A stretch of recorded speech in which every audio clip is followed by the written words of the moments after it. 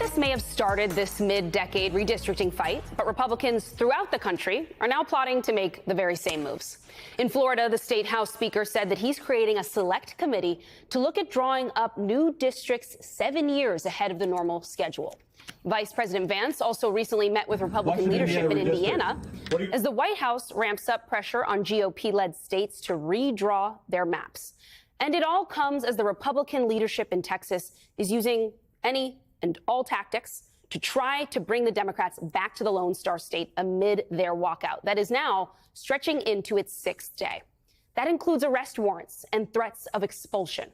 Philip Bump and Max Rose are still here at the table with us. Philip, we're going to start with you. Democrats just held a rally in Fort Worth, Texas today. Let's take a quick listen to some comments from Beto O'Rourke and his message for Trump and Republicans. He thinks that we are going to take it right here, but he doesn't understand in Texas, our knees do not bend. That doesn't work here. We're going to fight these for as long as it takes with everything we've got. We're never giving in, we're never giving up, and we're never bending the knee. Are you with me? Philip, what do you make of Beto's comments there? Rather colorful. I know, a little. Democrats seem to be taking a sort of new approach lately. He's one of them, but not the only. And then more broadly, what this fight represents to you. Yeah, I mean, I think it's important to look at this in the context of what's happening nationally, right? So for years, decades, the Democratic Party has been the party of, okay, these are the constraints, and we are going to try and make this as fair as possible for everybody, and we're going to make it so that gerrymandering is difficult, and you're not going to do this. So they're passing all these laws in their states, and Republicans are, by contrast, just doing what they can to accrue as much power as possible. And so now the Democratic Party has found itself incredibly unpopular because it is still run by the old Democrats that were doing things like, look, we can't do this because that's not proper. And the Democratic base is like, I could say a word that Beto would say, this is not how we need to proceed. We're in a moment of crisis for the country, and we need to do everything we can to get as much power as we possibly can.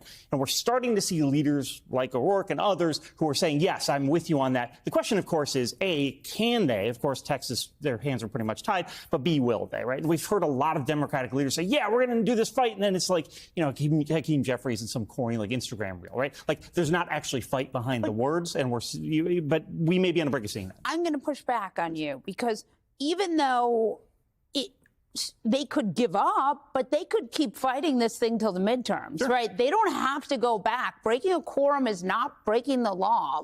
If these Democrats are ready to fight, they can just stay out of the state until 2026. And I'm not being critical of the legislators in Texas. But I'm just saying, all of this doesn't happen until it does, right? People aren't brave until they are. So, totally agree. My question is to you, Max Rose, is this Banana Republic stuff? Because it sure seems to be. Absolutely. And it's beyond frightening.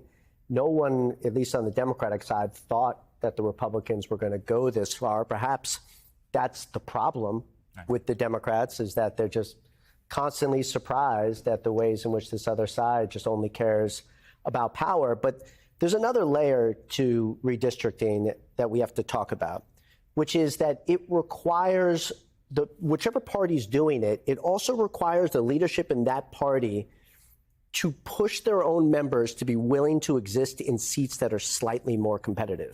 That's always been the problem in New York. That's why the leadership of the New York Democratic Congressional Caucus has always been opposed to redistricting more, because if you could be in a D+60, but instead you get put into a D+12, you always want a D+60. That's the easiest life. It's so cushy.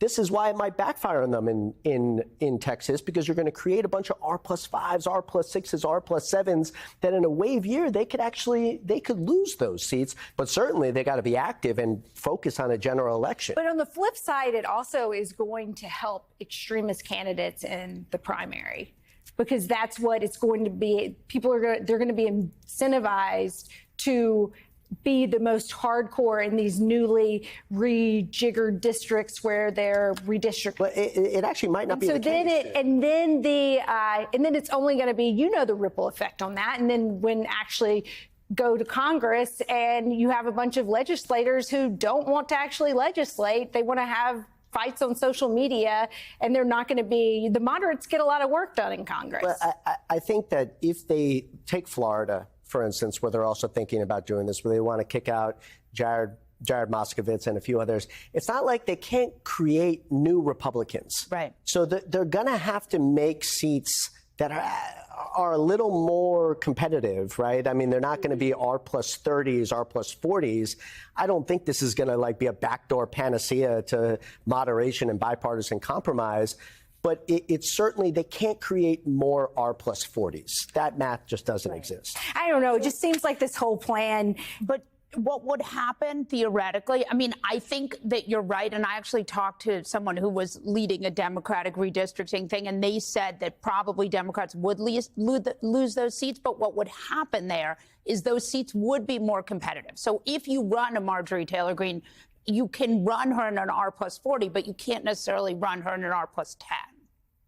Maybe. And I do think it's also worth pointing out, this is not an idea that is coming from a position of strength. Right, exactly. I really think it's important. If Donald Trump wasn't freaked out about the idea of having another 2018 next year, none of this would be on the table. That's a great point. But do you think Democrats are going to be able to stay in this fight? I mean, Molly, you mentioned just a moment ago this idea that they can just stay out of state until 2026 or so. I mean, a lot of people have That would be kids millions and millions and millions and millions of dollars in fines. Yeah. And that's a And voter dissatisfaction. I think that if they stay away too long, they become seen as obstructionists. But remember, they serve their voters, and they are serving the legislator. They are at the service of their voters, and these people, the governor is trying to take away their voters' voices. So technically, they would be serving those voters. And I think that those voters understand what they're doing here. I don't know. It seems like it would become like a budget bill, and when there's a shutdown, and who gets the blame at the end of the day if it keeps going. I think as a short-term solution for energy and for fighting, what Texas Democrats are doing has some utility. It doesn't have any long-term, but they've got to think there has to be much more of a big picture.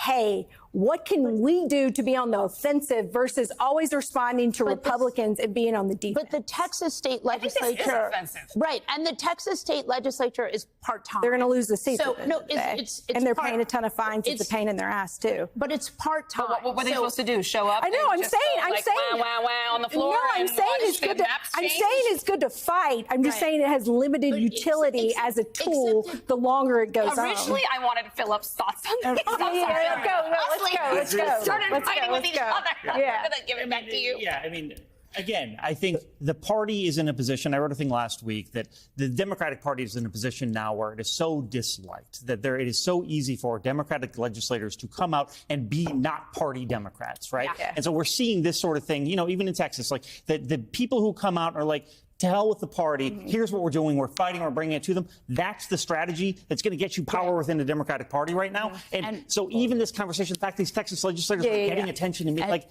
what Democrats. Max, what would you do if you were a legislator in Texas? Move. You'd be in Illinois or California right now? I would say, come arrest me.